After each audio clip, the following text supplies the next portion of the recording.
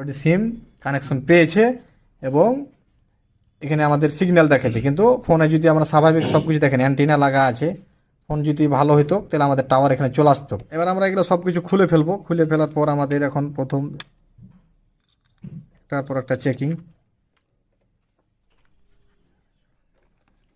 এই হচ্ছে আমাদের নেটওয়ার্কের সেকশন, এটা কারণ অ্যান্টিনা দিয়েই আমাদের এখানে ঢুকেছে। এটা যে আমাদের নেটওয়ার্ক সেকশন এখানে আছে এবং 4G আইসিটা এইখানে দিয়েছে এই জায়গাটাতে। আমাদের প্রথমত এই জায়গাটা চেক করতে হবে, কারণ এখানে আমাদের 2G আইসি আর যে RF আইসি বা WTR যেটা বলি এই জায়গাটাতে আছে। আর এই সমস্ত টিনগুলো আপনারা চেষ্টা করবেন প্লাস দেয় কাইটা উঠার, হিট দেওয়া উঠেতে যায় অনেক সময়, অনেকে সেট ডেড করে দেয়, অনেকে আবার হিট দেয় টিন উঠেতে যায় মাদারবোর্ড ফিলে যায় অনেকের। আমরা এটা চেষ্টা করব সাবধানে টিন উঠা শেষ। এবার আমাদের এখানে কিছু মাপযোগের বিষয় আছে, যে আমাদের কোন আইসিটা প্রবলেম বা কোনো জায়গাতে কি প্রবলেম হয়েছে এটা আমাদের প্রথমে চেকিং করতে হবে। তো চেকিং করার জন্য আমাদের নেটওয়ার্ক সেকশনে প্রথমে ফোনটাকে কানেক্ট করে অন করতে হবে, মানে মাদারবোর্ডের ডিসপ্লের সঙ্গে কানেক্ট করার পর আমরা সেটটাকে অন করব। অন অবস্থায় ডিসি ভোল্টেজে আমরা এটাকে মাপবো।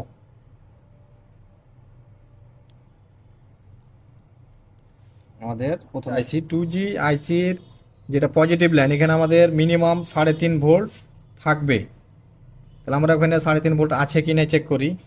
আছে 3.5 ভোল্ট, মানে 4 ভোল্ট অলরেডি আছে, তার মানে আমাদের এখানে পর্যাপ্ত ভোল্ট আছে।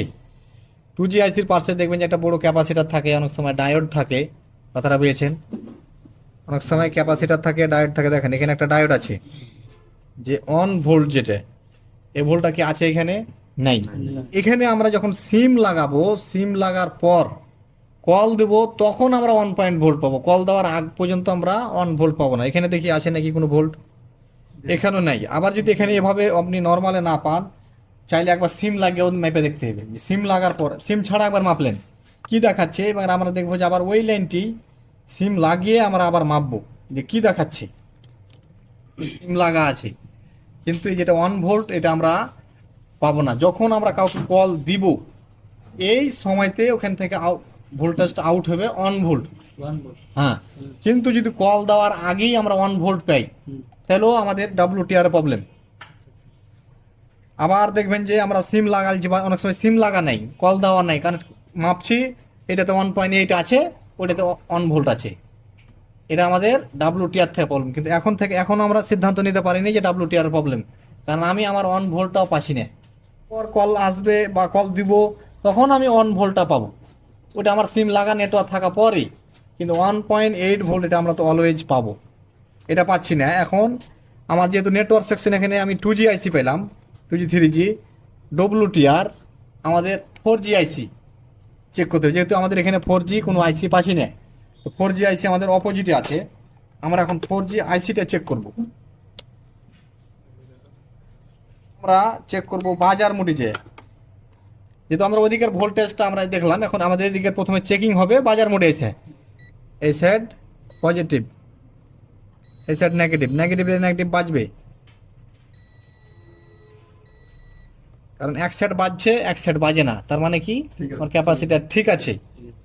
আবার ওটা গেল 0.8 ভোল্ট পেতাম বা 1 ভোল্ট পেয়ে নিতাম, দুটাই পেতাম, তাহলে আমাদের কিন্তু 2G বা 4G আইসি থেকে যাওয়া লাগতো না। WTR খারাপ, এটা চেঞ্জ করতাম। হ্যাঁ, তাইলে এবার কি হলো, আমাদের যদি এখানে মাপ পেয়ে নিতাম তাহলে আমরা কি করতাম 4G 3 কোনো প্রয়োজন ছিল না। কিন্তু এখানে আমরা যেহেতু কোনো ভোল্ট পেলাম না, সেই ক্ষেত্রে আমাদের এখানে লাগলো। এখানে অনেক সময় শর্টিং হয়ে গেলে আপনি এখানে কোনো ভোল্ট পাবেন না WTR-এ।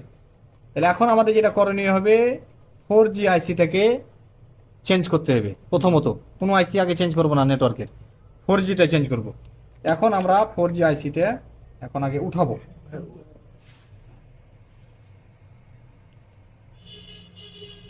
আমাদের মার্কিংটা এই সাইডে ছিল, ঠিক আছে। এখন আমাদের এই নাম্বারের আইসি আমরা এখানে লাগিয়ে দেখবো কি দেখাচ্ছে।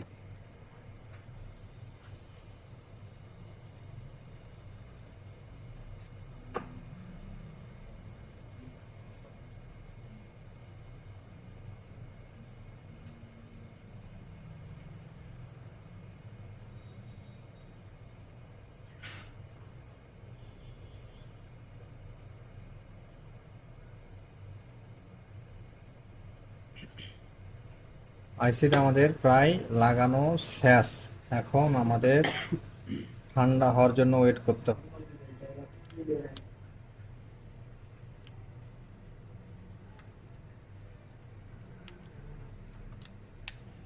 আমরা আবার সেটা অন করি। অন হওয়ার পর কি আছে ছিলাম না, কারণ ভোল্ট পাচ্ছি। এখন আমরা আমাদের সেটে সিম লাগিয়ে দেখবো। আমাদের সিম লাগা নাই। হ্যাঁ, এখন দেখেন আমরা সিম সহ আবার বাংলালিংক সিম লাগাচ্ছি। দেখা যাক সিম কানেক্ট হওয়ার পর কি দেখাচ্ছে। এই দেখেন যে অলরেডি আমাদের নেটওয়ার্ক চলে এসছে, আর এই যে বাংলালিংক, এই হচ্ছে বাংলালিংক। আসার কথা। এবং আমরা মিটারে মাপার পরই আমরা মানে আস্থা পেয়েছি যে আমাদের এখন ওইখানকার প্রবলেমটা সেরে গেছে, এখন ভোল্টেজ আসতেছে।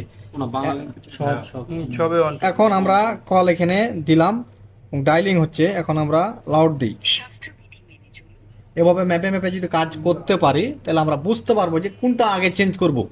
এখন একজন জানা নাই বিষয়, উনি যদি এক সাইড থেকে শুরু করে যে প্রথমে 2G পাল্টাবে, তারপর WTR পাল্টাবে, তারপর 4G পাল্টাবে, কাজ কিন্তু হতে পারে, কিন্তু কি উনি জানলো না যে কোনটা পাল্টার পর হইলো, কি কারণে হলো, কিভাবে হলো। আর কোনটা ভালো ছিল না ছিল। উনি মনে করেন তিনটাই খারাপ, তিনটা লাগানো, তখন তিনটার কারণে হইলো। এরকম একটা চিন্তা ভাবনা থাকতে পারে।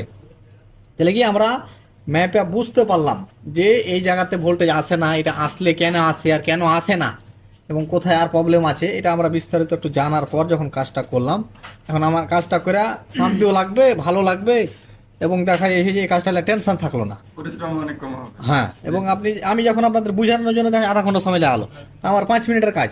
এখানকার টিন উঠা, এখানকার টিন উঠা, মাপ দেওয়ার এখন পেয়ে নিলাম, কোনো ছাড় নেই, আগে এটা চেঞ্জ করবো। এই বিষয়ভাবে আপনারা কাজগুলো করতে হবে।